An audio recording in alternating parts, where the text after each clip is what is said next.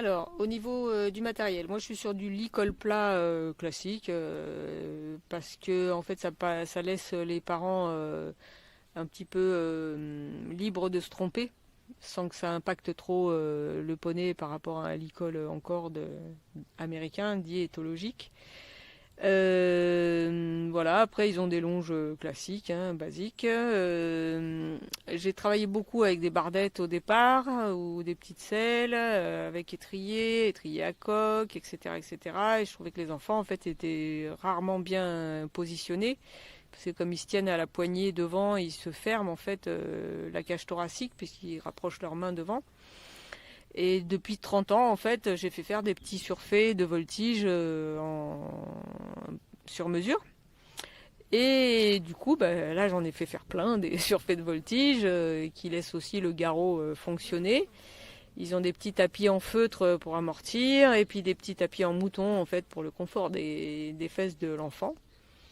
Et du coup, sur le surfait de voltige, les enfants sont de suite bien positionnés, ils se tiennent droit, ils mettent les mains au poignet, voilà, il n'y a pas de souci. C'est limitant en termes d'apprentissage pour le trot enlevé et tout ça, parce que je veux pas mettre les étriers parce que sur le surfait, parce que sinon ils auront les jambes trop en avant. Donc après, pour l'apprentissage de tout ce qui est trot enlevé, position d'équilibre, il faut mettre des selles, et là c'est le circuit centre équestre classique. Donc moi, j'en suis, à part le prix de revient du matériel qui est un peu plus coûteux que sur une bardette, je démords pas de ça. Après, au niveau du lieu, j'ai un rond. Alors pourquoi le rond? Parce que c'est une bulle, c'est toujours très sécurisant pour l'enfant. J'ai choisi un rond style américain avec en galva parce qu'il y a des grilles, je peux accrocher des choses sur les grilles, c'est pratique. Il est sablé pour le confort des enfants et des poneys. Il faut absolument que ce lieu soit convivial, c'est-à-dire qu'il faut qu'il soit riche en jouets à l'intérieur, en couleurs, comme une chambre d'enfant. On ne peut pas faire évoluer un enfant dans une aire de jeu vide. Voilà, ça crée du stress en fait. Au niveau du matériel des jouets, ben, on verra sur les vidéos, j'utilise tous les jouets qu'ils puissent avoir dans une chambre, hein. Au niveau de l'accueil, ce qui est très important, c'est que j'ai un coin enfant où les enfants ils ont une petite table, où ils peuvent dessiner, ils ont un accès dans un coffre à jouets, ils peuvent faire de la pâte à modeler, faire des bulles, enfin bref. Ils se sentent comme chez eux quand ils arrivent. Voilà, tout ça encore une fois pour que ça soit ritualisé.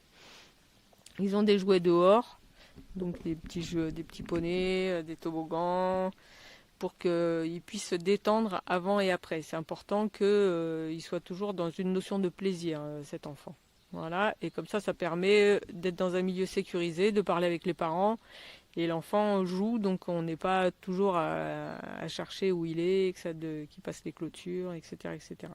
Après, j'ai mon parcours aventure où j'ai caché, alors là c'est au niveau frais, c'est ce qui m'a coûté le plus cher, hein. J'ai acheté des animaux en résine que je cache un petit peu partout et que les enfants chaque semaine cherchent à retrouver. Alors ils bougent pas d'endroit et chaque semaine ils prennent autant de plaisir à retrouver. Et après pour habituer les enfants, les parents à garder le contrôle de leur poney en extérieur, j'ai aménagé tout un parcours un petit peu style trail ou trek.